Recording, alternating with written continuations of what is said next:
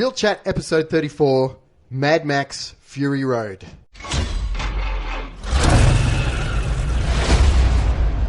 My world is fire and blood. Everything is dependent on oil. We are killing for gasoline. The world is almost out of water. Water. Now there's the water wars.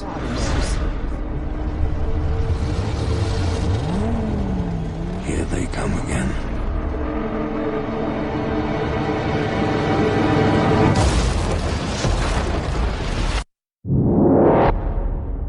Everybody's gone out of their mind.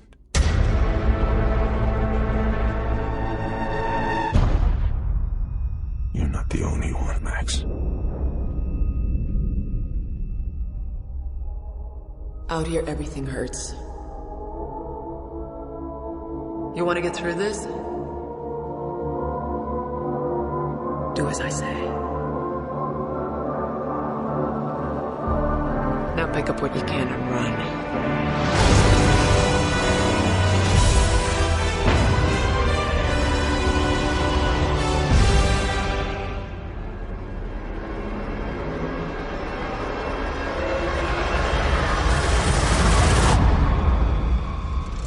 Oh, what a day! What a lovely day!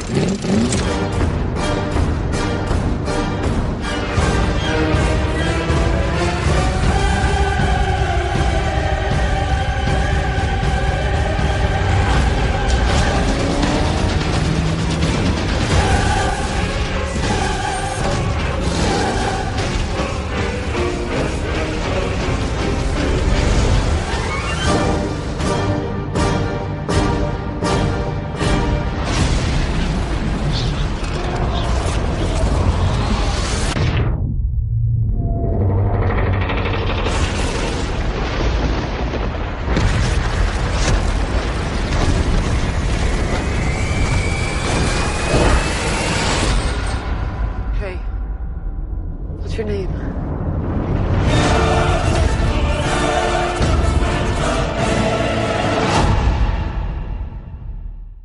What a lovely day. Everybody, welcome to episode 34 of Real Chat, a podcast that promises week in, week out, the real world as we know it. Today we're looking at our third new release of the year, 2015's Mad Max Fury Road, the fourth and last installment of George Miller's post-apocalyptic action franchise. In fact, it's the first Mad Max film in 30 years, also the first shot in 3D, also the first not to star Mel Gibson, and also the longest film in the series. This is, without a doubt, Ozploitation at its frenetic best. My name is Adam Stolfo, and I'm joined here by Brose Avard. Brose, how you doing? I'm doing very well. And something I want to share with people straight off the top here is every time I hear the term Fury Road, I want Lindsay Buckingham to be singing Holiday Road, but replacing Holiday with Fury, and then I just want to re-edit the whole film as if it's a National Lampoon's film. That would be awesome. Yeah, I think that'd be a really good use of it. Who wouldn't want to see that? I know, it'd be great, wouldn't it? Can you imagine that Griswold's station wagon cruising through the desert? That'd be fantastic. But this is going to be a fun film to talk about. Good to see you, Adam. And we've finally come to the end of the Mad Max franchise. Finally. I can't wait to get stuck into Back to the Future. I just can't wait. I can't wait. I reckon we should just do episodes, extra ones, where there's 3 Back to the Future films. Let's just do 8 podcasts about it. Stuff it. It's 30 years, damn it. Let's just in fact, let's rename Real Chat Back to the Future Chat. Let's just get all in. Elbows deep. Don't give me any ideas, all right? Just keep it in check, all right? So look forward to that, guys. October is Back to the Future month. It is. Real Chat. That is a given. And welcome back as well, Stuart Wilson. Stu, how you doing? I am excellent. I'm excited to talk about Fury Road. Did anyone have any idea that this would be as awesome as it was? No. Did anyone see it coming? This is the great thing at the moment with reboots and remakes and delayed sequels, isn't it? It's like they're hit and miss. But when they hit... Who would have thought this would be the hit after Beyond Thunderdome? So... I kind of did. Yeah. Well, Thunderdome was that disappointing to me that absolutely. This feels like the real successor to Mad Max 2 to me. It does, definitely. It really does. Yeah. So, and the return of Mr. Michael Hadjion. Michael, how you doing? Good to be back. It's been a long time. I know, you've been missed here, mate. You've been missed. Yeah. Feeling a bit underqualified to be here. I wasn't involved in Mad Max 1 or 2, nor have I seen them in many years. I've never seen Beyond Thunderdome, but bring it on. I saw this 2 months ago. Let's see how it goes. Michael, you're right. I think you should leave. Yeah, okay. See you later, guys. Good to have you. You're horribly underqualified, and I'm not even sure. Can we get Andrew in? Andrew, where is he? I don't know. Our listeners will note that we've been looking in depth at the Mad Max series this year, tying in our retrospective reviews with the release of this latest film. So it's certainly satisfying to be wrapping up this franchise on such a positive note. It's also out on Blu-ray next week, Brose. It is. That's true. It's true. And I've got no details yet on what is on the Blu-ray, but I'm a little bit annoyed because I would love to have heard the commentary if there is one for this, but nothing at this point. So, well, are you going to pick this up? Did you like the film that much? Yeah, I think day one I might pick this up. Ooh, I almost purchase. Yeah, I think that this is embarrassing. The last time I did that was possibly the Green Lantern movie, not because it was good, because I was desperately hoping they'd make a sequel that would then be better. So I was like, I should give them my money somehow. Well, that's a bizarre. Oh, right. You were trying to invest in the sequel. I was trying to push it into a profit. You were trying to get in at a ground level, investing in that and then sequel. That Christmas, everyone got... No, they didn't really. No one did. I wouldn't inflict that in my... This release is problematic for me now because I don't have any of the other Mad Max films on Blu-ray.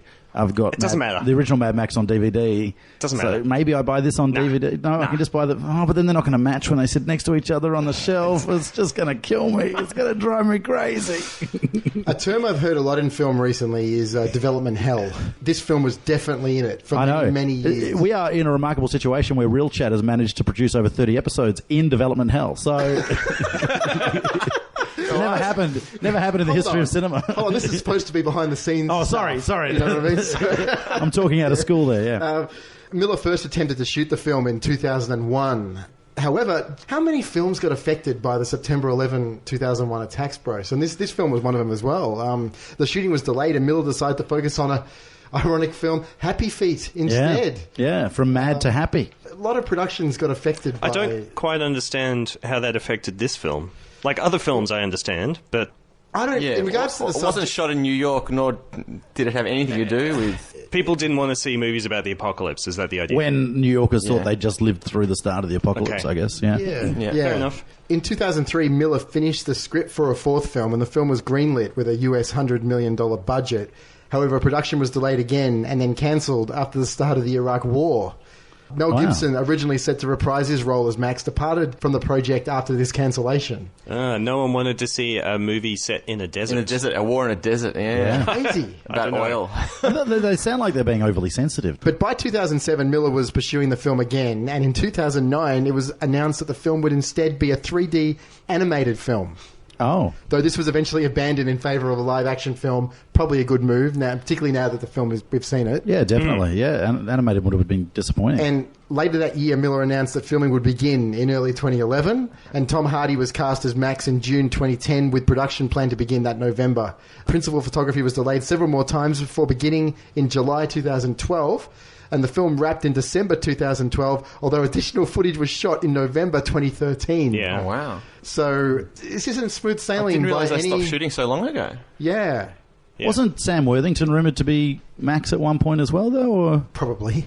Yeah. I thought that was... Because that was... Off the back of Avatar. Angrying me constantly that you'd cast him in anything. But... He's Australian, at least. That's true. And we get into more Tom Hardy later on, I suppose. It's all right. We got Tom Hardy. We didn't get Sam Worthington or Jai Courtney. So, very good thing. What are some of your initial thoughts on this Jai one? Courtney stars in Wooden Max. I'm a real boy. I'm a real What are some of your initial thoughts on this one then, guys? I mean, how do you feel about this fourth installment? I saw this later in the piece. I saw it much later, only a couple of weeks ago now. But the buzz around this film was amazing. And whether it holds up to the hype or not, it's nice to see an Australian film. It's nice to see a sequel from 30 years ago or whatever. It's nice to see there's so much energy around it and so much positivity about it. What about yourself, Stu? Yeah, it's good to see an absurd balls-to-the-wall action movie that also has a tiny bit of intellectual depth. It's quite incredible because it's really quite a ridiculous film.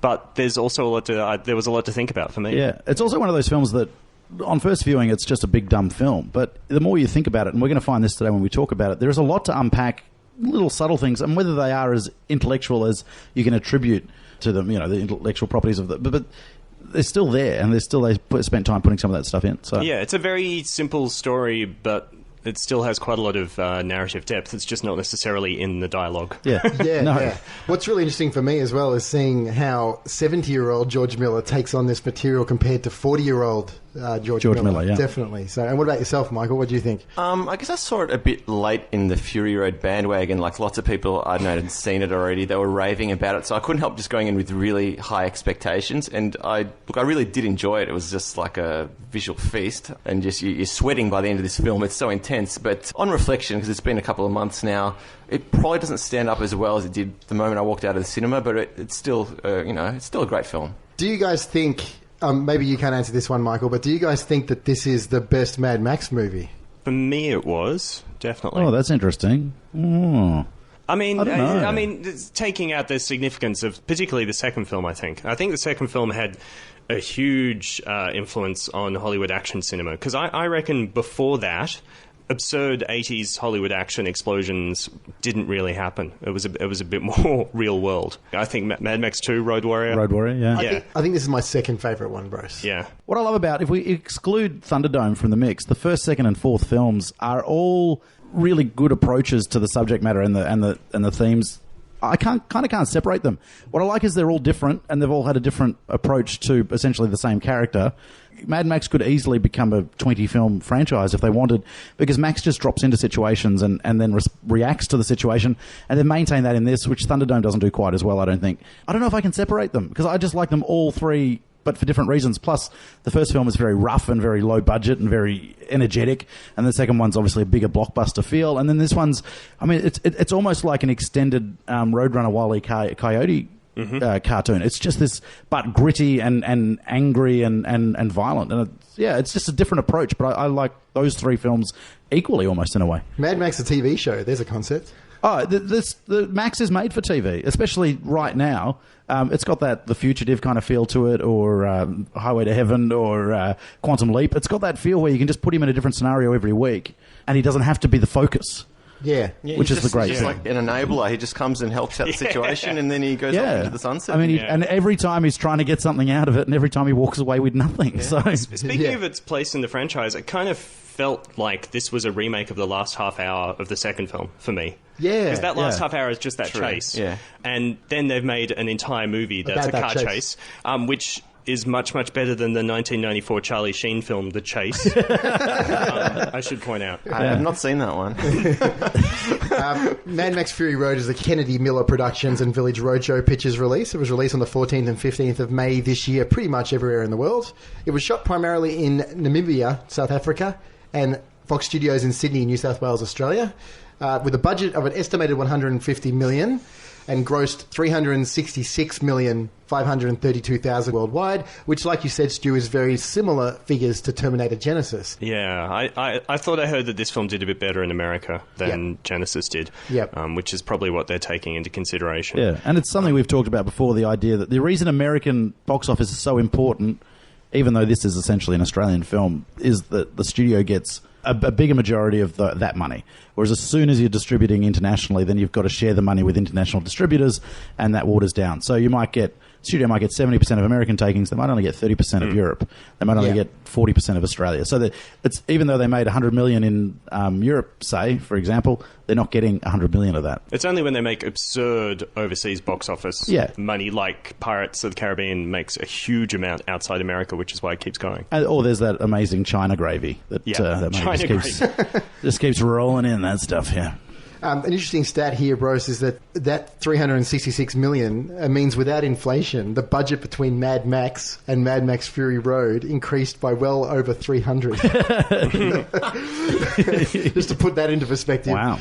So we've spoken a lot about him, but the director of this film is George Miller. We all know how a lot of you feel about George Miller, but what about your thoughts on the 70-year-old George Miller and how his directing is in this film 36 years after it all started? It's interesting because I keep hearing that the likelihood of Spielberg doing another Indiana Jones movie is very low because he's done with action cinema. And I like the idea that apparently George Miller, who's older than him, clearly isn't done. No. Yeah, he hasn't softened with age. And it's come off the back of Happy Feet 2 and Babe and all these things to come back to his return to form in action. Yeah. It's incredible. Absolutely. Yeah, so what do you think, Brose? What do you think of his directing here? I think he's phenomenal, and he's kept it simple. He hasn't overcomplicated things, which he might have reflected on Thunderdome and thought maybe there was a little bit too much going on in that film. So he's kept it really simple, but it's some really strong themes. I think he does a great job with the direction in this film. Yeah, I think it's extraordinary. All the work is in character rather than story, which works really well. Yeah, so George Miller also wrote the film along with Brendan McCarthy and Nico Latharis. Now, do you know who this person is, Brose? Nico Latharis? Yeah. Latharis is best known for the role of George Poulos in Heartbreak High. Oh, wow. As well as being the series drama coach responsible for developing the skills of the younger actors and actresses who starred in the series. He helped to develop realistic characters from a whole variety of ethnic backgrounds, and the series marked a big shift in the way that life in Australia is represented in TV drama. In the past, many shows had not reflected all the different cultures which exist side by side in Australia's big cities, and Heartbreak High broke the mould by acknowledging and celebrating the country's cultural mix. It broke the mould, but no other shows then followed in suit. No, I'm pretty exactly. sure you watch Neighbours or Home and Away and it's pretty white. No. Neighbours every now and then puts in an ethnic family and then writes them out a week writes later. them out, yeah. But what an interesting gig for him to be a co-writer of this film. Yeah, that's phenomenal, isn't it? He hasn't got any other writing credits. No, he doesn't. But what do you guys think of the script? As I said, most of this film is just one big, long, massive chase. And there's not much dialogue, and 30% of the dialogue I don't think I heard. Because Yeah, the exactly. film was so noisy. Someone yelled something out, and I think he said shiny. I'm not quite sure. It doesn't really matter. I wouldn't have classified the script as one of this film's strengths. I'm sure you guys might disagree with me, but it depends if you talk about just a visual Yeah, movie, really. the scripting for this film is concepts and themes, I think, which then it's back up. choreography. It's not. No, but also the idea of the kind of the dictatorship versus the rebels, which is basically a single woman who's the rebel, I guess. Then later in the film, the female bikie kind of group there. Like, there's some amazing kind of group dynamics and some political commentary. Yeah. And they went to the effort. One of the things I like is that the brides, the sex slaves that they're trying to save, they all have agency and they're all distinct from each other. Yeah. And they all have differing responses to the situation they find themselves in, which is quite unique. And I think that's where the strengths of the writing lie. It's not literally words on the page necessarily. Yeah, it's not an overly talky film, but it's very well thought out and very deliberate in the way everything's constructed. And I think that gives it part of its strength. Because it could just be a chase film, but it's not just a chase film. There's some serious commentary going on. I just found it a bit linear. There just could have been some other... literally linear. It is. They drive in a straight line and they they drive turn around back. and they drive back. I just found it too linear. There is... there just could have been just some other plot happening, just some other level of interest, and it would have vastly improved the film. Well, I guess they could have given the different tribes a little bit more character, because the leaders of the other tribes, there's two other tribes, isn't there? As well as the three there's bad three all guys. up. Yeah. They could have, I guess, given them a little bit more backstory, a little bit more something. I They're a bit cartoony, I guess. Some people didn't realise that they were from three different towns. I know, I've spoken to some people, they were like, oh wait, there was Bullet Town and there was the other one. And Oil Town, whatever it is. Yeah. I love that moment when Max turns to Furiosa or whatever, and like, here's my plan. We're just going to turn around and go back again. But I can imagine, like, in a writing room, the three of them, four of them, whatever, sitting around going, well, what do we do at this point of the film? What if he just we turns turn around and we go back again? That's genius! This movie writes itself! Wouldn't have seen that one coming. Well, we've still got half an hour to fill. We'll turn around and go back the other way! But yeah, it's nice. I think they did write a lot on set. Really? Yeah, there was talk of... there was an article I read featuring one of the original writers of the Vagina Monologues who was invited to come along, join them on set, and talk about the way they were writing the female characters specifically, and their responses to being sex slaves and being freed and how they would be feeling at this moment and things like that. So I think a lot of it was done on set. That's the kind of feeling I got. Yeah, right. And that makes sense because...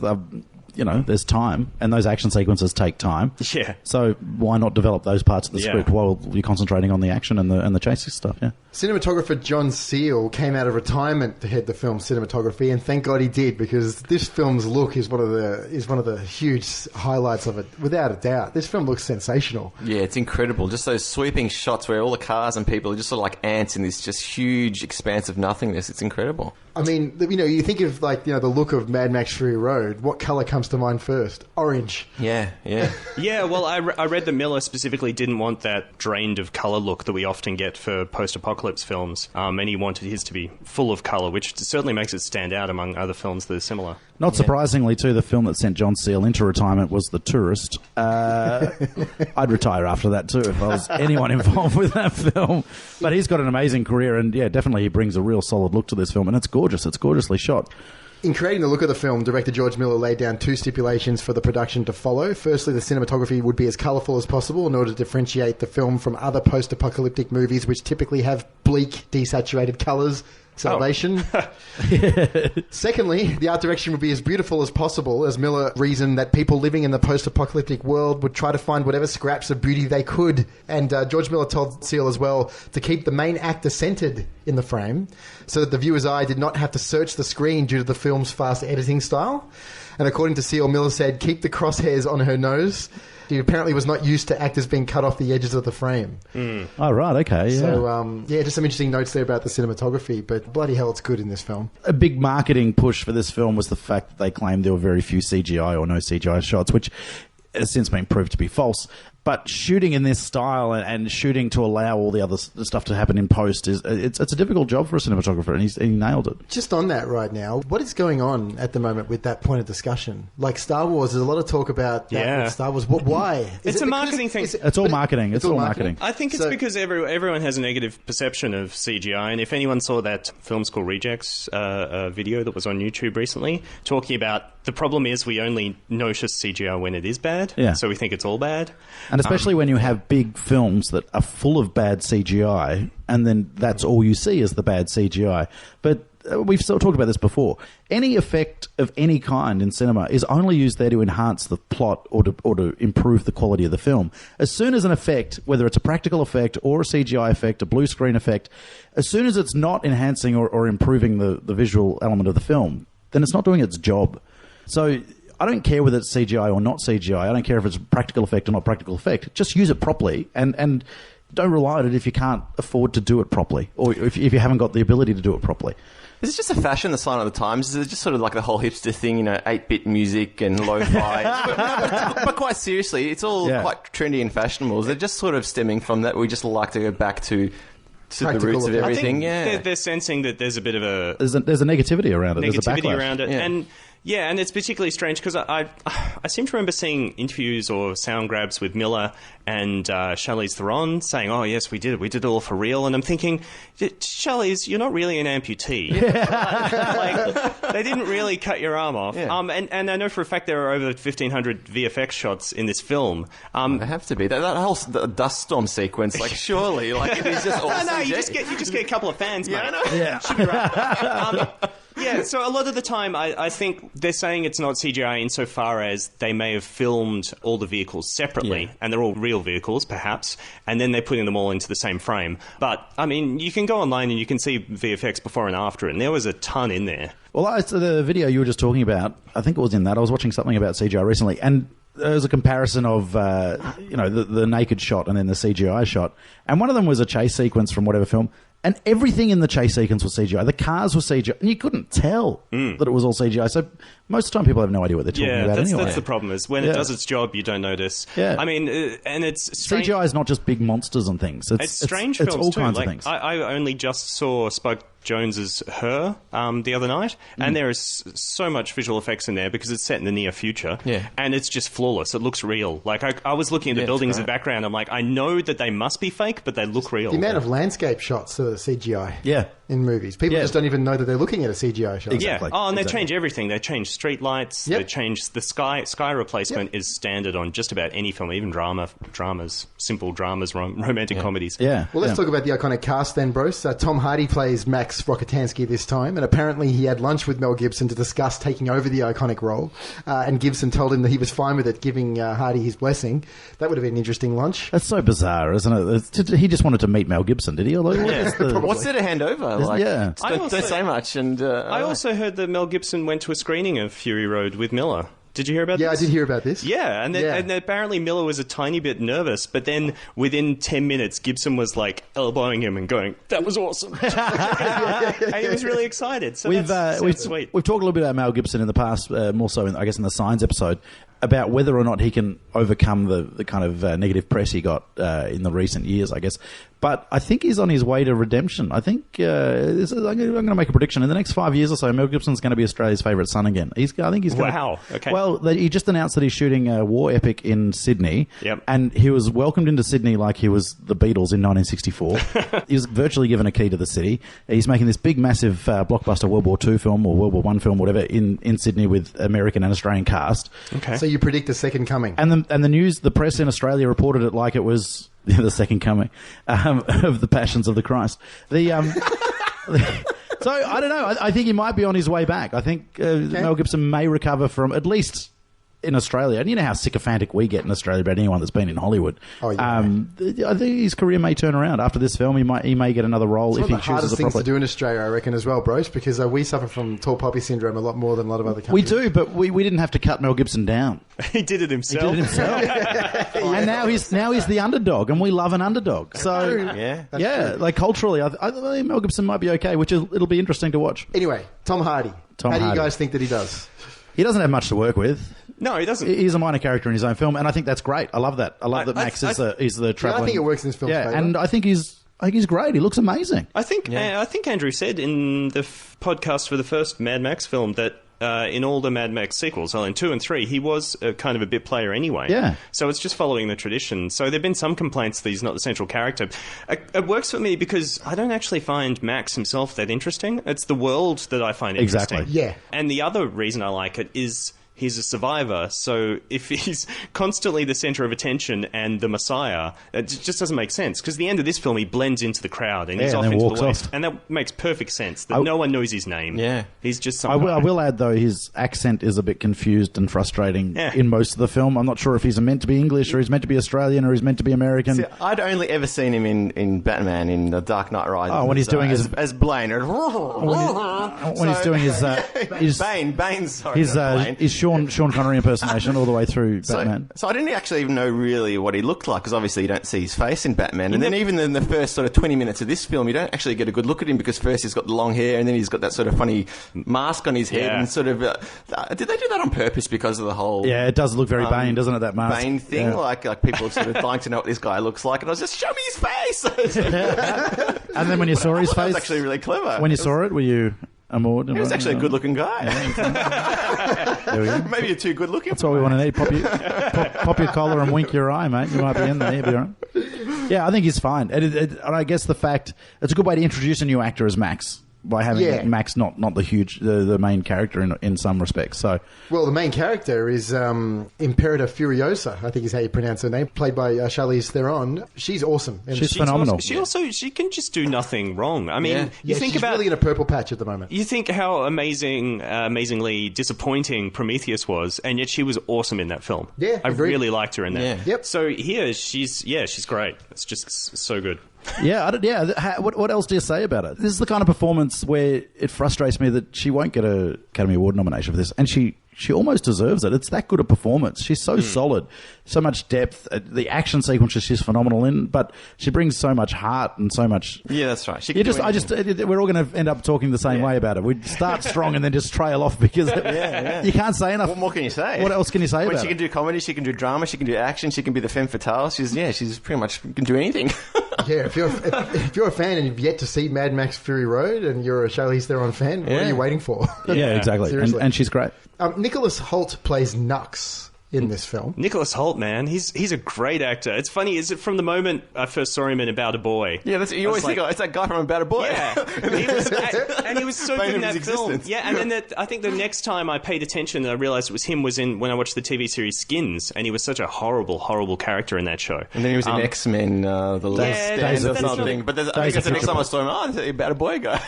Days of Future Past. His range is quite impressive, especially here. I mean, he's just madcap. He's great in this. Yeah. Given that he does look exactly the same as all the other Immortan Joe's kind of henchmen, he does really well to stand out and create a real distinct character there. And he's phenomenal. By the end of the film there, his character arc, you're just so tense, and he's brilliant. Hugh Keys-Byrne, very interesting. The return of Hugh Keys-Byrne. For Mad Max fans, yeah, he played the villain Toe Cutter in the very first Mad Max film. Other than having the same actor, the Toe Cutter and Joe have absolutely nothing in common. Immortan Joe was like a military man, while Toe Cutter was like a gang leader. Toe Cutter was kind of a bit of a philosopher and a bit of a confidence man, whereas Immortan Joe is a iron-fisted kind of leader. What do you think of Hugh Keys-Byrne's performance in this one, Brose? I think it's great. He's menacing and he's disgusting and horrible, and it's really good. When I found out they were bringing him back for this film, I just flipped. I thought that was brilliant. It's just such great...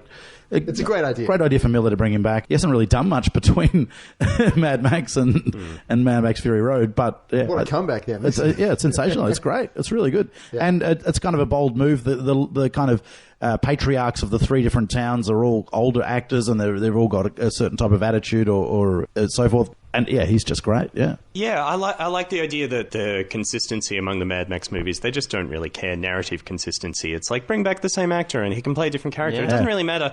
As a franchise, the Mad Max films don't really lead one from the other. It's just kind of like, I kind of like to pretend that it's someone telling a story about this guy called Max, and everyone has these different stories about these things he did, and none of them are consistent. They're kind of a friend of a friend heard this story. Exactly. So it's like this legend of... And it may not even be the same guy in every story, but he is for the in purposes of this series, And Nathan Jones plays, how's this for a name? Rictus Erectus. And he is. He really is, isn't he? He's huge, this guy. He's massive. He's 7 foot... I think he's 7 foot even, or he's 6'11". He was with the WWE for a while. He was a pro wrestler for about 12 months. Couldn't hack the schedule, couldn't hack the travelling, so he walked out and quit on a 3-year contract that was worth... I did not know that. Yeah, a lot of money. What era? I saw him wrestle when he was in Australia after he'd left the WWE, I think. What era? You haven't got there yet. Early 2000s to mid 2000s, I think it was. So, sorry, when you say he walked out, is this something that was scripted, that his character would walk out? No, he quit. He really walked out? He quit. I can't tell what's real in wrestling. It's confusing. Well, he walked out and never came back again and was never seen again. That's a good narrative. I like that they went with that. You'd be happy if they all walked out and never came back again. But how do you think he does? How do you think he's really good in this, because he was an awful wrestler, and I've seen him act in other films, and he was kind of shithouse. But I think Miller uses him really well here, and focuses on his strengths, he's a big dumb git anyway. So like the character is a big dumb git, which wasn't a stretch. Not that I would say that to his face. But I think he's really good, and this is probably his best performance so far on screen. And I think he does well, and he's impressive to look at. Yeah, in regards to the supporting cast, I am going to just mention the Australian flavours here. John Howard, who plays the People Eater. He is so good. Yeah. Angus Sampson, who plays the Organic Mechanic. Angus Sampson was brilliant. That character could have been just nothing, and he's just so creepy. And he just kind of disappeared as well. He was there for most of the film, but after the birth scene, then, gone. And of course, for all of us to admire, Megan Gale, who plays the Valkyrie as well. What a cameo this is. Megan Gale has some chops in this film. She surprised me. She really surprised me. I was waiting for her appearance because I knew that she was in it at some point, and I wasn't sure what we'd get out of her, but they've given her some meaty dialogue, and she really holds her end up. She's really good. Yeah. And the Five Wives as well, Stu. There's a lot of different names in there. Zoe Kravitz, of course, being Lenny Kravitz's daughter, who I'd seen in Divergent, I think. She was really good in that. But like I said, I liked that all the different brides, they had distinct characters. They weren't just 4 or 5 versions of the same character.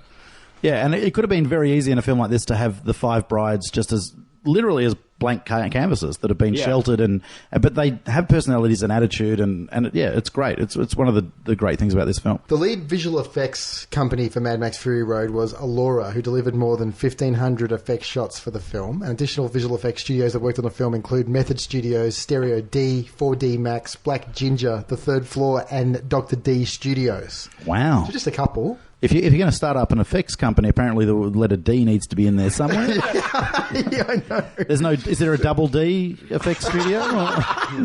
No? Okay. So they matter of time. Yeah, they only work on certain films. Yeah, exactly. The film contains about 2,700 cuts in its entire running length. Wow. Which is equivalent to 22.5 cuts per minute, compared to Mad Max 2's 1,200 cuts of its 90-minute running time, equivalent to 13.33 cuts per minute. Just to really put it in perspective about the... It's a lot of cuts. So that, what more can one say? That idea of keeping the action in the center of the frame obviously works. They didn't want to do a Bourne sequel, because we all know by the time we got to the Bourne Ultimatum, it was really hard to follow what was going on with the handheld camera in stuff. films where you can't see what the hell's going on. Like, to be honest, and this was done really well in this film. You could always understand what was happening. Yeah, in the action I would sequences. say there are a couple of times, not when I was confused as to what was going on in front of me, but where I lost the geography of where the actors were. So I was like, I thought he was on top of that truck. Oh, he's over on this car now. So there are a couple of moments there where it lost me, but other than that, it was as good as it could be for this kind of film. Yeah, I kind of like because much like you just said, there are moments where I wasn't following it at all, and so I had to refocus, because it's not the kind of film you can zone out during because it's so frenetic. But there were moments where I lost track of what was going on, but I liked then that I refocused and I could get back into it very quickly. Yeah. The frame rate was also manipulated. Something like 50 or 60% of the film is not running at 24 frames a second. Miller loves a bit of frame rate work. He does. He's done it in all the Mad Max films. Yep. It would be running below 24 frames because George, if he couldn't understand what was happening in the shot, said that he slowed it down until you actually could understand what you were looking at. Or if it was too well understood, he'd shorten it or he'd speed it up back to 24. And it's quite intense throughout this film. Yeah, well. in the other Mad Max films, he shot at a... How does it work? Hang on. At a slower rate so that it looked quicker on film, but the action was then played out slower. So it looked like it was at normal pace, if that makes sense.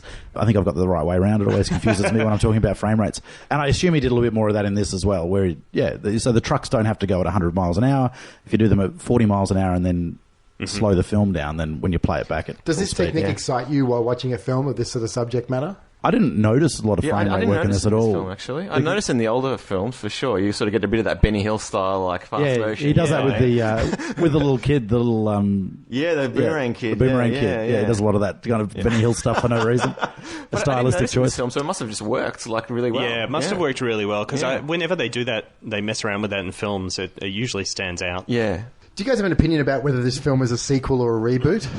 It doesn't matter. It doesn't matter. And I like Stu's theory about this is just like sort of like a retelling of old stories, like yarns that have sort of been stretched beyond the truth. And yeah, I don't think it really matters. They're all kind of variations on the same theme, really, and I'm fine with that. George Miller refuses to call the film either a sequel or a reboot. He just calls the film a revisiting. I like it like that makes it better. It's not a reboot. It's not a sequel. It's a revisit. It's the same thing then, isn't it? It doesn't matter. Yeah, I call it a synonym. What do you call it? Yeah, Miller claimed that after the first Mad Max film, he doesn't really see a continuity or set time frame between the films, although he would like to think of Fury Road as taking place after Beyond Thunderdome. He'd also like to think that Beyond Thunderdome didn't exist, but that's not going to happen. Yeah. He also claimed that the previous three films exist in no real clear chronology because they were always conceived as different movies back in their, conceptual state. I mean, presumably the first one comes first, since the apocalypse hasn't quite happened. And it's the origin story. How could they expect to drive for 160 days across salt? Wouldn't they reach the ocean at some point? How could they drive so far in any of these films with a lack of petrol and ammunition? And this film well, that's is the thing. just... There's supposedly a lack of petrol, but everyone seems to be burning it up pretty fast. That's one of the things. That's the biggest problem I have with the Mad Max films. Yeah, but this one especially takes it to a whole new level. This is insane. In Mad Max and Beyond Thunderdome, where they've got the aeroplane flying around. Like, how much petrol is an aeroplane? That's aviation fuel. You don't have aviation fuel. I just use it to steal people's stuff. I was like, no, you don't. valuable. And like, what are you using to shoot flames out of your guitar? Yeah, I know. That is one of the more awesome parts of this film, though. Visually, it's Speaker awesome. track with the double guitar with the flamethrower Yeah, at what's the his end name? of it. Duffman? Duffman? Yeah. Man. Wow, That is awesome. Yeah, you got to forget the fact they're wasting a crap load of petrol. In this. Yeah, and the ammunition. You've It's that gotta let it sequence go. where- Who's that guy with the two like Uzis who's just driving through the darkness, just firing Uzis? Yeah, the guy from for the Bullet sake Town, of it, yeah. They're Bullet Town. They've Well, got, I make the bullets. I can burn as many as I want. It's fun. Seriously, they've got a bullet mine there somewhere. Just take them out of the Bullet ground. mine. dust them off. He's a bullet.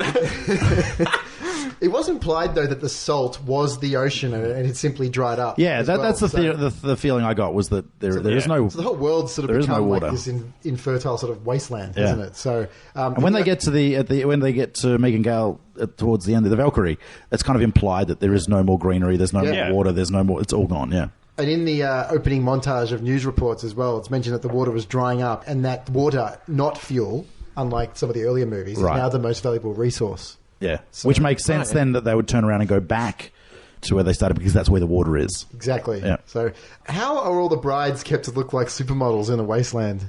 I think their faces get dirtied, but they're wearing white the entire time. And I'm Yeah. like... Clean white. I know, and it's like clean for the entire movie. And I'm like, seriously?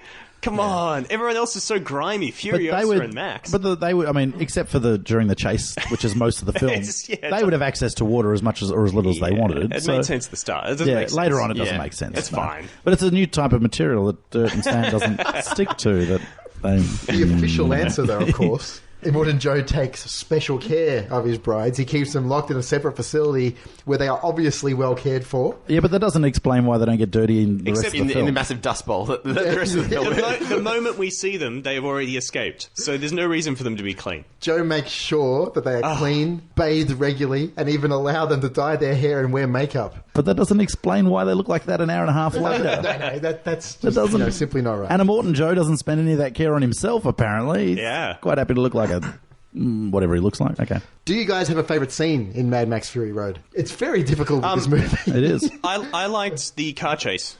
I thought it was a really good scene. Which part of that? It's a really long scene from memory as well. Yeah, it's one of the things about this film is that it should not work. Like, I should be sick of it after the first 20 minutes. Yeah. And I don't know why it works, because there are a lot of other action movies, like, not mentioning any Transformers names, where it's just hour after hour of destruction, and I don't care. But I don't know why this film works, and barely even pauses for breath. I'm 100% with you. I came out at the end of it sort of saying that is a film that normally, like with that sort of like, material, I would come out being, really frustrated. I would have tuned out hours ago. I would have always said that action movies need peaks and troughs. You need quiet moments for the action to really kick in. But this film doesn't worry about I think it. there's maybe about 2 or 3 troughs in this Yeah, film. I think you really. can count it on one hand. You can count the troughs. There's like 5 minutes where they stop and then they turn Yeah. around. That's it. And I think one of my favourite scenes is probably, I guess, possibly the first trough, which is still a very tense scene where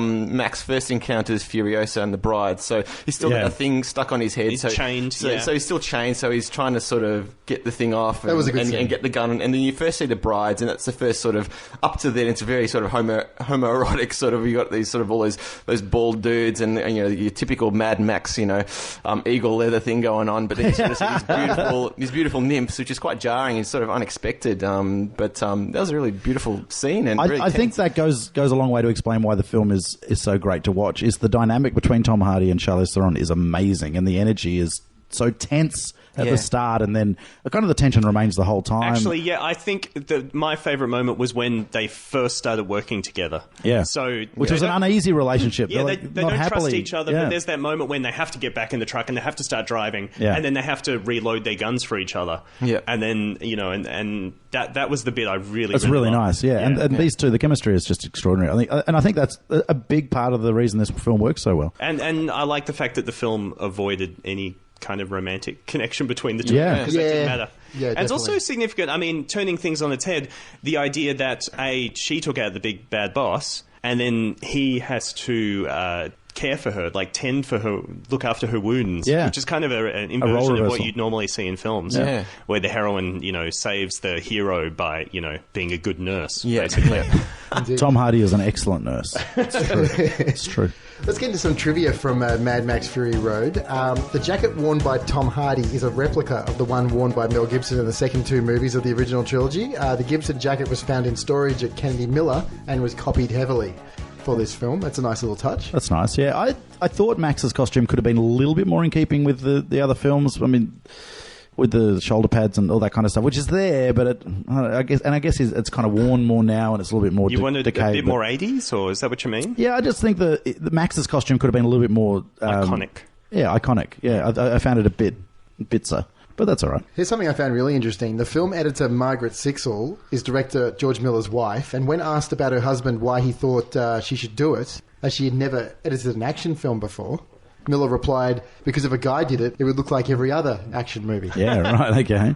Miller is a great talker. I don't know if I believe in anything he says, but he's a great talker. It makes sense to get someone that doesn't shoot action, I guess. Oh, completely. In some To ways, cut or action, edit, yeah. sorry, action, yeah. Instead of this being a remake of Mad Max, revealing how Max Rokitansky became the Road Warrior, George Miller decided that this film would take place in the post-apocalyptic Australia years after the new Max, Tom Hardy, lost his family because he did not wish to do a remake or retell the story that had already been told, and he wanted to update the universe and the wasteland and wanted new moviegoers to remember Max as a man with nothing to lose after losing his family. Yeah. Yeah, also, I mean, that whole losing your family thing is kind of hackneyed and Exactly, yeah. wasn't really that good. It was fine. It was fine for a cheap exploitation film in 1970, whatever. But Yeah. yeah, we don't need to revisit it now. That's one of the things I found a bit irritating in this film. They kept going back to that, so those images of those dead children. I can't remember what they were saying now, but that Max didn't save them or whatever. I'm not sure if it was his children or just other children he hadn't saved. I just found that a bit repetitious, and I don't know. I don't know what you guys You didn't thought. even need that at all. Yeah, I don't think you needed it at all, really. Yeah. Or just maybe just a very one brief sequence of it, but they just kept coming Yeah, back to you it. don't feel it added a huge amount. No. to it. I think I just found it irritating. I think early on it helps establish why Max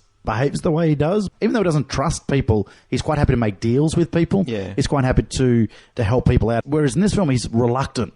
He's even worse. He's like... Yeah, he's more antisocial than he's ever been. Yeah. He's more of a loner, and that makes sense. It's a nice evolution of the character, I think, throughout the series of films. But yeah, it does go to a way to explain why it's not the Max that we know already. But yeah, it does get a bit I repetitive. think maybe 2 or 3 times I sort of came back Yeah, to it. And I once just is thought, enough. Yeah. Once is enough, because it's Pushing it horrific too much enough to know, Yeah. okay, that's fair enough. That's why he's grumpy and angry Yeah. and pissed off at the world. Fine, Yeah. move on. Yeah. Apparently, the relationship between George Miller and Tom Hardy wasn't smooth on the really? production of this film as well. In a Cannes press conference for the movie, Tom Hardy apologised to George Miller for the reportedly complicated relationship between the star and the director during filming.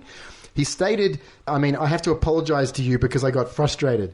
There was no way George could have explained what he could see in the sand when we were out there. Because of the due diligence that was required to make everything safe and so simple, what I saw was a relentless barrage of complexities simplified for this fairly linear story. I knew he was brilliant, but I didn't know how brilliant until I actually saw the finished film. So my reaction was, oh my God, I owe George an apology. Oh. Well, And there you go. I mean, that sounds like would happen a lot on film sets. I mean, These kind of given the nature of effect shots and stunts and so forth, it can be quite, I guess, tough for the lead actor who wouldn't be involved with all those stunts to just kind of have to step aside and let it happen and then be brought in for close-ups only and things like that. I'm just reminded of Kevin Smith saying why occasionally he's been offered comic book movies and he's like, I couldn't do it. In a couple of his movies he's had action sequences and he just says it takes so long to film, I can't stand it. And just think a film like this, I mean, the actors must be sitting around all day and then they get up and do like 30 seconds of work. It can be very alienating, I think, if you're the lead actor to have 8 weeks of shooting and you're only working for a week and a half of it or however it felt. It actually brings us to another one of the myths getting around at the moment, or one of the marketing lies about actors doing their own stunts. I wish Tom Cruise would just shut the fuck up. Tom Cruise is... How much do we have to hear about that? Apparently he does all his... That's the only reason he does Mission Impossible films, is to do his own stunts. It's like, shut up. I wish you would fall off the side of a fucking cliff. I'm so glad you said that. It's about time someone did. Because we all know the practicality of it is that you can only let them do so much of a stunt because they're too valuable. too much of a liability if What that breaks happens their leg. Because forget the filming, the shooting of the film. If Tom Cruise injures himself and can't publicise Rogue Nation, then there is no film. Yeah. Like, Yeah. it's just ridiculous. Oh, anyway. How's this, break Mike? your face. How's this, Michael? According to George Miller, the film's storyboard was made even before the screenplay. The reason behind that was because Miller envisioned the film as a continuous chase with little dialogue and focusing on the visuals. And the storyboard was made with a collaboration of 5 artists and had about 3,500 panels. Yeah, it was quite believable, isn't it, that you just start off with essentially what is a big, long video clip, a music clip, and then make a story around it. You know, if there's any movie that pulls it off, this is the one. Absolutely. There is a kinship, I guess, in some ways with Fury Road and Buried that we looked at a while ago, in that this whole film is almost an exercise of how little we can do and get how much out of it that we can. Yeah. I mean, it's not limited to one space, you know, like Phone Booth or Buried or those types of films, but it's still that whole idea. It's one or two linear chases, and then it's all the complexity and dynamic they kind of create around that, and done an incredible job, yeah. Even though it's an independent movie in the series, it has references to other Mad Max pictures. The opening shot resembles the beginning of Mad Max 2, and the music box that one of the wives carries is a nod to the music box Max gives the feral kid in Mad Max 2 as well. When Max suggests to Furiosa and the other woman that they turn the rig around and drive back to where they've just come from, this is also a nod to Mad Max 2, as is Max's misfiring shotgun, and where Max first approaches Furiosa, an unconscious body over his shoulder. He also has a metallic harness on his leg due to having been shot in the kneecap in Mad Max. Oh, right, there you go. So they definitely Keep I the think consistency. There's enough in there to sort of say that like the other films did exist. It's not just a complete. Yeah, And that it's after them. Yeah, exactly. Them. It also destroys the idea that they're not a linear series, because he's got the effects from the second film in this film, so obviously this happens after the second film. This one's only for eagle eyes as well, bros. When Max is tied to the front of Nux's car, there is a skull with a pilot's cap and goggles on a spike above him. Nice. This is a reference to the good old Gyro Captain, who appeared in Mad Max 2 and Mad Max Beyond Thunderdome. Kind of. We discussed that in those podcasts. Yes. Okay, yes. Okay. Bruce Spence. Bruce Spence. Max's 1973 Ford Falcon XB GT V8, a.k.a. The Interceptor. Seen in the first two films, Mad Max and Mad Max 2, is seen in this film as well. Its appearance is identical to its battered state seen in the second film. The Interceptor is quickly wrecked in the film's opening sequence, unfortunately, but then rebuilt and ultimately wrecked again. Would have been disappointing for all the petrol heads out there that this car has such a brief cameo in this They got it so right film. in the second one, bro. So it just hasn't been used the way it should in the last two. That's all. Absolutely. Don't you think? Yeah, no, I agree. I reckon it should have played a really big part in this film somewhere. I don't know. It was a chase. They could have brought it in somewhere. Yeah, I don't know where or how, but it would have been nice. And I mean, Thunderdome is a lesser film simply because it's not there. The Interceptor's not there. So I don't know how you'd work it in this environment. And I did see shots of the Interceptor online, when they were shooting, and it was. I didn't love what I'd seen, so I don't mind that it's been minimised, because I didn't want to. I don't want one of those sequences where they pull the Interceptor out and it's been modified and it's been turned into a monster truck, or it's, I don't want that. That's not the Interceptor. Keep it simple, keep it consistent. So if that was what was going to happen with the Interceptor, I'd prefer not to have it feature as much. And this is the only film in the Mad Max series where the last road battle does not end in a head-on collision between two vehicles and the main antagonist is killed in the process. We've said in the past about how much Miller loves a truck, though, because he does the truck in the original Mad Max film, and then there's obviously the truck in the chase in Mad Max 2. Like, he obviously loves the idea of getting a truck out there and getting up to high speed and whatever. So he's still got that in there. It's nice, the semi-trailer. In regards to the DVD and Blu-ray releases, as we said off the top, it's out next week. So September 2nd, September 2nd, 2015. Yes. Yeah. Here's some of the features that have been listed. Maximum Fury, filming Fury Road. So I'm guessing most of these. I think special features these days are really, they're more just little featurette documentaries, aren't they? They'll be kind of 15-minute rather than the half hour, 45 minute. Yeah. Maximum Fury, filming Fury Road. Mad Max Fury on 4 Wheels, which sounds like another documentary. Has every special feature got the word Fury in it? The Road Warriors, Max and Furiosa. The Tools of the Wasteland. The 5 Wives, So Shiny, So Chrome. Fury Road, Crash and Smash. Oh. And some deleted scenes, apparently. Are there actually featurettes, or someone just sat down and brainstormed a bunch of great titles? Can I ask a stupid question? When I sit down and watch those featurettes on DVDs and they have the title of the film before and after, it kind of seems like it was designed as purely advertising. Like promo stuff. Yeah, do they show them on pay TV? Do they ever screen them? Yeah, I don't know. Because a lot of them feel like that. There's also a very distinct style and structure to those featurettes. There's never anything... Like, every time you watch a featurette, it'll come up and say, like, the credits will come up and say directed by so and so. It's like, it's not directed; it's just cut out and stuck together. Like, because they are so formulaic. And I actually was thinking about it when I was watching another movie. It's like, wouldn't it be nice if someone actually did something interesting with one of these behind the scenes things? But they never do. It's just the same kind of carbon copy rubbish. So here's the most interesting thing about the Blu-ray disc, though. Miller stated that the Blu-ray, when it came out, would include black and white and silent versions of the film, with the latter accompanied by the musical score. Miller described the black and white cut as the best version of the film. However, when details for the Blu-ray were announced, the alternate cuts were notably absent. It could just be the budget for the Blu-ray. When a movie's released on Blu-ray, they have X amount of money to spend producing the content, and if it was too expensive, then it just gets slid aside. What do you think about that content, like black and white or silent versions of the film? I mean, when you say silent, just the score, that sounds great. Well, we've talked about score only before and how rare it happens and how great it is to watch a film score only, and this one would be perfect. Yeah. Fantastic. Yeah. Frank Darabont's The Mist on Blu-ray has two versions. It has the colour version released in cinemas and the black and white version, which is apparently how he wanted to release the film initially. And the black and white version is much, much better. Really? Particularly with some dodgy effects in there. But because that's a B-grade kind of film, it works really well with that. Yeah. I'm not sure I'd want to see a black and white version of this, though. Yeah, black and white doesn't excite me that much. Because it kind of is already kind of... it already is kind of two-toned. Or, I don't know what black and white would add to it. The silent music version sounds really interesting. That would be very interesting, yeah. I mean, you can't hear half the dialogue anyway. Someone will probably create it at some point, I reckon. It'll be online soon. Just start Googling. Keep Googling. You're better. For sure. Okay, well, we touched upon it then. So let's talk a little bit about Junkie XL's score. Right off the bat, just quickly with this music. Like, this is 2015 score at its best, isn't it? I loved it. This is something else, this score. This left a major impression on me after seeing it in the cinema. It was just so intense. It's like more intense than the film. If it can, I don't know how it could be, but it is. It's just so much percussion and strings, and it's just in your face. Yeah, what did you think, Stu? I can't remember much of the score, to be honest. I did like how it melded with the sound effects. So it was a bit like Gravity in that sense. It was hard to tell sometimes. It's like, was that a sound effect? Is that diegetic? Is it non-diegetic? So it was loud. Is that the first mention of the word diegetic on the real chat? Oh, God. That is one of my favourite film theory terms, too, diegetic and non-diegetic. It's a good one. Yep. We're not going to... Should we explain what that is real quick? Diegetic is generally relating to music, but any music within a scene. Yes. So if you turn on the radio and turn on the TV or whatever, the diegetic is the music the radio is playing or the noise the TV is making. If non-diegetic music can hear it. Yeah. Oh, there you go. Yeah, that's a simpler way to explain it. Whereas non-diegetic is score, anything that's played over the top, or a song that's played over a montage, or whatever. So, diegetic, non-diegetic. There you go, a bit of film buff theory there for you.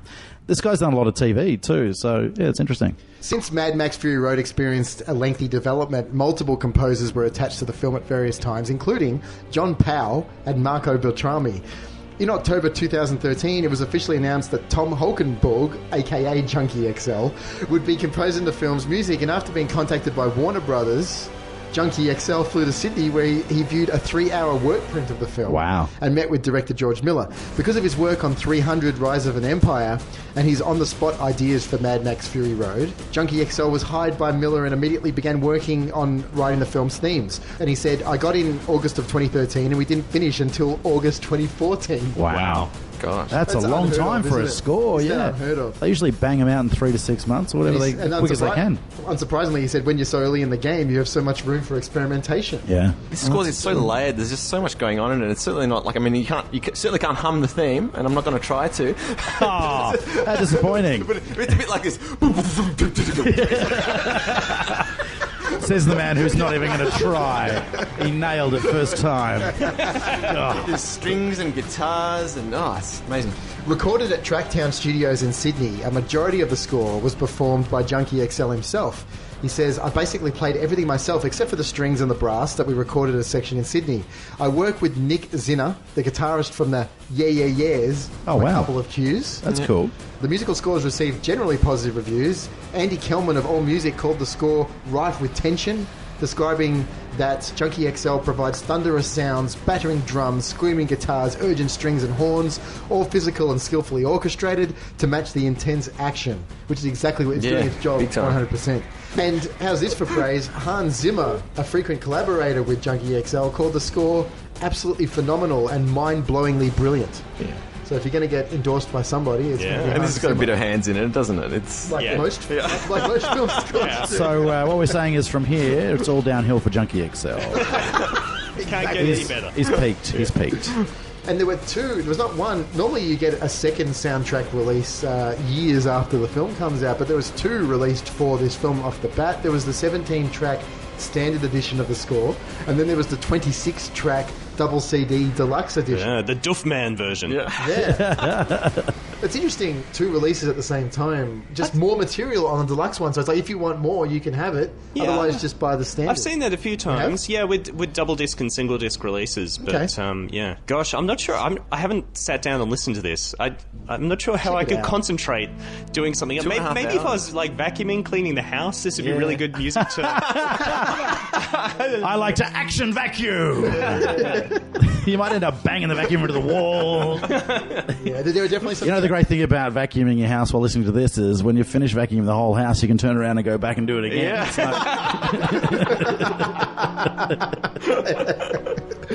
Oh, it's great. But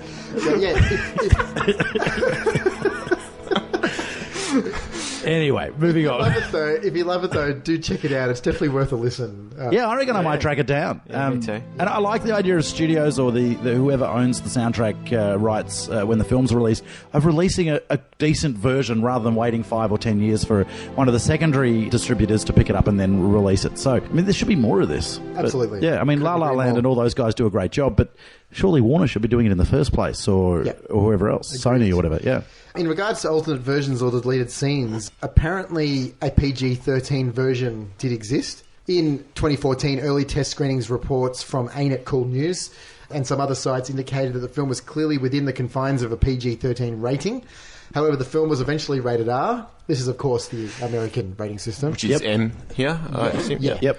MA, I think. MA, yeah. In May 2015, George Miller indicated to AskMen.com that a PG-13 version and an R-rated version had been shown separately in different test screenings, but that the R-rated version had actually tested better, and Warner Bros. Decided to release that version. Whew, dodged a bullet there. Yeah, really, they really did. It's not so much that I'm desperate for the violence, but I'm just worried that it would have ruined the pacing of the editing, or because you've seen films that have been obviously cut down. And I remember actually seeing King Arthur, which wasn't a very good film, but with Clive Owen and people, and that in the cinema was clearly cut. And when it came out on DVD, there was, of course, an uncut version. So, yeah, that would have been really distracting for a film like this, especially because it's so absurd and over the top. And why limit yourself for a rating when it just seems bizarre? It's a violent world, so... He's limiting his audience by having an R-rated movie. That's why. And it is, you're right, it's a gamble, but he clearly didn't limit his audience because he did fine, so... Yeah. And I wish I had more in regards to the deleted scenes, but we'll just have to wait until that Blu-ray comes out next week to get more info on and there was no news on an audio commentary for this, though, at this point, was there? Doesn't look like it. That's a pity. Yeah, it is a shame. Collectibles, Brose, for Mad Max Fury Road. This is confounding. During the Thunderdome episode, I said that there were no collectibles for Thunderdome, and, you know, that makes sense, and there were reasons for that, arguably, around the edges of that. There's nothing for this film. Nothing. Wow. There's no action figures. There's no 12-inch figures. There's no replica of vehicles. There is literally zero, zilch, zip, nothing. And it doesn't make any sense to me whatsoever. This film introduces some new concepts, like those bald sort of silvered, like the clone guys, and there's the really iconic sort of images that you could make toys out of. Yeah, it's just I don't understand. I've been looking back. I've been into a few shops. I've been to a few collectible stores. I've been asking guys that run those stores. There's nothing. It's just... I don't know, Hot Wheels could do a whole series of vehicles, and there's different scales and sizes, and basically the way collectibles work is that you want a range of things. Action figures are obviously a low price point, and then if you do the vehicles, that's a different price point, and you could do different size vehicles, and it's making them appealing and across the board, and then having the different levels. And this film's set up for it. I guess because it is as an R-rated film in the States, it's unusual for them to get action figures, but we've discussed before other films. Terminator 2 had action figures, as did, I think it was Rambo at the time. So bizarre that there isn't what about figures. Double guitar flamethrowers? Anyone marketing these? They're not out there. No, nothing. No, I couldn't... really missing opportunities. I couldn't find any prop replicas, or I couldn't find costume pieces. Nothing. It's very bizarre. Very bizarre. Missed opportunity, I would argue. Something that is coming out next month, though, Brose, is a Mad Max video game. Now, if any movie, any film was promising enough to deliver a great video game, it's this. Oh, it'd be amazing. Yeah, it's just got it written all over it. So there's a game coming out next month developed by Avalanche Studios, due to be released next month, for the PlayStation 4, Xbox One and PC, published by Warner Brothers Interactive Entertainment.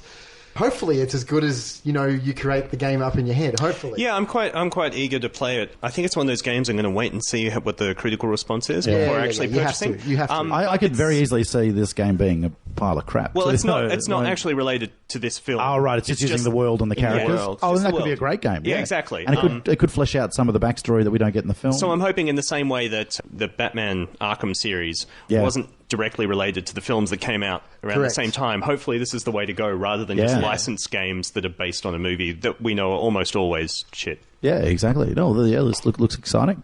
There was also some prequel comics for Mad Max Fury Road as well in May this year. Vertigo began publishing a comic book prequel limited series with each issue focusing on the backstory of one or two of the film's characters. So I haven't seen these or know much about it, but apparently they exist for the fans out there. Yeah, I saw there was a Furiosa one which looked pretty cool, but I haven't read it. Rotten Tomatoes certifies this film fresh with a score of 98%. Yeah. Listen to this. 274 positive, 6 negative. Yeah. It is incredible. I love the film, but it is incredible that it has universal praise. Like, I really haven't come across anyone that has actually disliked the film. And yeah, all the critics are on board. And very high IMDb score as well of 8.4 out of 10. So That's remarkable. The audience loves it. And I think that one might actually stay in the top 250 or whatever that they have on IMDb. Yeah. It received significant acclaim from critics, with some calling it one of the greatest action films ever made, and received praise for its acting, direction, screenplay, practical effects, stunts, and action. I think the moment it gets to one of the greatest action films ever made, we haven't mentioned it, is when the bendy poles come out. And you go, it's just like a whole other level. Yeah. I don't know why these people in the apocalypse thought that was a good idea. It looks amazing. It does look extraordinary. It looks a bit Cirque du Soleil, but It's great. It's so balletic, and it's kind of in its slow motion as well, the way they move on it. Yeah. Everyone's moving really fast, but these guys kind of move and through a the lope air across slowly. the air. Yeah, it's nice. And then the way Max uses it to his advantage. I mean, it's really nice. Yeah. Robbie Collin of the Daily Telegraph gave the film a full 5 stars and praised the film for its acting, screenplay, choreography, stunts, humour and direction, calling the film a spiritual sequel and an eruption of craziness. Writing for The Guardian and awarding the film 4 stars out of 5, Peter Bradshaw wrote, extravagantly deranged, ear-splittingly cacophonous and entirely over the top. George Miller has revived his Mad Max punk western franchise in a bizarre convoy chase action thriller in the post-apocalyptic desert. The New York Times wrote, Miller has reminded us that blockbusters have the potential to not only be art, but radically visionary. Even the 4th film in a series can do this. What a lovely day indeed. Scott Mendelson of Forbes gave the film 10 out of 10 stars and wrote, Mad Max Fury Road is a remarkable and glorious motion picture, not just one of the great action movies of our time, but a great and timely film, period. IGN reviewer Scott Kalora gave the film 9.2 out of 10, saying the over-the-top stunts and eccentric characters and designs are all hugely important to Fury Road, but it's the overriding sense of the film's uniqueness. It's striving to be something more than just another action movie that is most impressive. So did they recommend it to anyone? Certainly.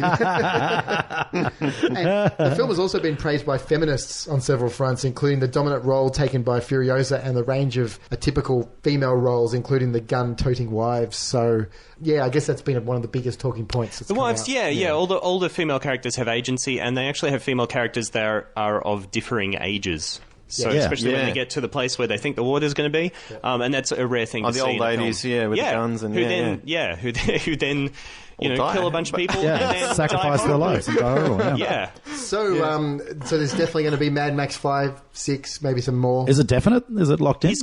He's got ideas for the next 2. I thought he'd written a script for the next one. Well, Tom Hardy announced that he has signed a contract to be attached to star as Max in 3 more Mad Max. 3 more films. Wow. Following this one, of course. The next installment is believed to be called, at least at the moment, Mad Max The Wasteland. Yeah, which I must say is a bit of a disappointing title. I think we've seen The Wasteland. It's early, though. It's got a lot of time to change. Yeah, exactly. Yeah. I think it's a given. I think we're going to see more Mad Max movies. Definitely. Sure. Hopefully it won't take quite so long to make them this. Well, years. Miller doesn't have 36 He'll years be left. 100 years for the next one. Wow. Bryce, I need you to take the reins here for our traditional 5-star review system. I need you to kick off for us. Me? Yes, please. What do I have to kick off? Hang on, I'm going to call Andrew. I'll put him on speaker. I'm going to give this 4 stars out of 5. I can't really think of a reason why not to give it 5, except that it is just action and it's just unrelenting. And 4, I'm more comfortable with 4 than 5. That's all I'm going to say. Go and see it if you haven't seen it yet, and track it down. I think it's finished in cinemas pretty much now. But if the Astor are showing it or any local theatre showing it just out of season, just show it. Just go and see it. It's phenomenal on the big screen. And it's a solid film, so 4 out of 5. I loved it. Stu. 4.5 stars. It's practically perfect for me. I think this is a good movie to point people to whenever they excuse crappy Hollywood blockbusters. So whenever you're critical of, say, I don't know, Fast and the Furious or Transformers, and they say it's just a big silly action movie. That's stop That'd it. be, You're like, no, yeah. this is a big silly action movie, That can and be good. this is how you do it. Yeah. So yeah, of course, recommend it to anyone. That could have been another featurette title, couldn't it? Fast and Fury. Fast and Fast and Fury Road. Furiosa. Fast and Furiosa. Michael. All right, I'm going to be the slight downer here and say 3.5 stars, which isn't a bad review, but it's lowest so far until we get to you, Adam. It's a fantastic action film, without a doubt. It's the choreography, the visuals are just amazing. It's landmark for an action film. Sort of really doesn't get much better than that. I just still, as I said earlier, I just still find this film just far too linear. I just think there could have been some more in the actual script and plot development. That being said, there's some great characters in this film, specifically Charlize Theron's character, Furiosa, is really the strength in this film. But 3.5 stars and recommend it. Well, that's not that dissimilar to mine then. Yeah, mine 3.5 stars as well. I'm not convinced that the film is as thematically and textually rich as some critics are saying it is. To me, it feels just like another take on the Max fight stuff and conveys scrappy underdogs to a place that they need to go, sort of quest plots of the previous. You make him sound like a glorified bus driver. But Make sure you tap on. Let's go find the water. But as an action film, it's phenomenal. And the way that this film was able to hold my attention for its entire 2-hour duration is something that no other film of this subject matter has been able to do ever. It's absolutely breathtaking as an action movie. It's a very fine emotional place to keep a film pitched for that long, but the action is so well choreographed and so solid and fantastic that it works really, really fine. Miller does one hell of a job distracting the viewer from what I felt was quite a lackluster story, but it's amazingly shot. And if you're a fan of crazy souped-up vehicles as well, in what could only be described as a desert demolition derby, you're in for a real treat in this movie because that's practically happens the entire time. For me, it was just really, really cool to look at, and I wanted more considering it's been reviewed so well. So I sort of felt a little bit like you, Michael. It lacked something that would have made it absolutely fantastic. For me, the best action films are the ones that back up the frenetic action and effects with high caliber quality storytelling. So that's where it loses its points for me. But still, 3.5 stars and really, really highly recommended to anybody, particularly Mad Max fans, but also for people who just love action and spectacle. So let's finish it off, Brose, just before we wrap up here, with our franchise cutoff point, considering we've now finished the Mad Max series. I thought you were going to ask me to perform Fury Road based on Holiday Road to close out the Fury Road. Fury Road. Gonna go down and deliver some milk. Oh, that's awesome. Okay. That's awesome. Highlights by Michael Hadjion. I know, it's great. It's great. 1, 2, and 4. That's it. Don't bother with Thunderdome. Don't waste your time. I mean, maybe watch the first half hour. So me having not seen Thunderdome, really just... I mean, don't bother? like we said in the Thunderdome podcast, the first half hour or so, all the Bartertown stuff is phenomenal in that film, and then you may as well turn it off. And if you haven't seen the Thunderdome in action, if someone describes it to you, it sounds ridiculous, but when you watch it, it is fantastic. It's a really great, cool. great action sequence. So maybe, watch half an hour of Thunderdome and turn it off, but 1, 2, and 4 are by far infinitely better than the third film. So you're saying it should have just been called Thunderdome and not Beyond Thunderdome? Yeah, exactly. Just the Thunderdome. Why did they go beyond? Why go beyond? Just stay in the Thunderdome. It's hard to say because Thunderdome is fun. It's still a fun film. I appreciate Fury Road more because Thunderdome wasn't as good as it could have been. So, all 4, fine. Just watch them. They're great. So the problem with this franchise cutoff point theory is that you kind of assume that you have to watch the first film. So in this regard, I'd say in actual fact you could probably watch 2 and 4 No, I agree with you. Yeah, you could quite Yeah. easily do that, and I you know get away with that. there is a little bit of a flaw there with the franchise cutoff point. You just concept. assume that the first film is going to be the best. Well, I'd like to know how many first films actually fall into that category. Yeah, you'd think most of them. Yeah. Yeah. So you're saying you would actually say that you can avoid Mad Max? Yeah, you could easily. Well, what- the elements of Mad Max you need to know are retold in 2 anyway. They're retold in this as well. Yeah, I well, mean, that's true. You don't actually need to see any of the previous films. I think a lot of the people that went to see Fury Road hadn't seen them. They're too young for it. So. Yeah. Michael, can you answer this based on... I know you haven't seen some of the originals for a really long time, but, if you had to give your impression of this... Yeah, I mean, point. it's hard to say cut-off point. Yeah, it's one... Well, I haven't seen the third one, so it makes it really hard. But, I enjoyed the first 2 films. I haven't seen them in many years, but they're both really good, and I really enjoyed this one as well. So it's 1, 2, and 4. I'd have to get back to you on 3, I guess. Yeah, I think you'd find, and they're not here, of course, but speaking on their behalf, I think you'd find that both Andrew and Matt would say that all 4 are worth seeing, so I'll speak on their behalf. See, just quickly, I'm going with all 4 ultimately because there's not enough wrong with the third one, and especially when you look at other franchises. Thunderdome is not as big a misstep as other sequels have been in other franchises, so it's not worth crapping on it for me. It's not that bad. But like I said... It's not Salvation bad. I would tell people to watch 1, 2, and 4. Yeah. I think that you can just completely skip over Beyond Thunderdome and you don't miss a thing. Mm-hmm. So that's my opinion on the Mad Max franchise. It's a real shame, though, because the Mad Max franchise would be intact if Thunderdome was Just a little bit better. Opinion. So, which would put it in really exclusive territory. It is rarefied waters, isn't it? I'm really, really worried about Toy Story 4. Anyway. Yeah. Really. Yeah. And Lasseter came out recently and said, we don't make films just for money. It's like, shut the fuck up. Yeah. Exactly. Yeah. Anyway, guys, Cars 2, anybody? Cars 3 is coming Cars as well. 3, anybody? Yeah, milking it. Anyway, guys, thanks for coming out and discussing Mad Max Fury Road with us. And next up, we're going to be looking at Total Recall. Wow. Just strap yourself in for that one. Excellent. Yep. Get your ass to Mars. Thanks a lot, guys. Good to see you guys. See you later. See ya. Bye. Stay in touch with us by visiting realchat.com.au. Check us out on Facebook. You can follow us on Twitter at realchatpodcast, Instagram real_chat_podcast. And if you haven't already, catch up with past episodes and subscribe to new episodes on iTunes.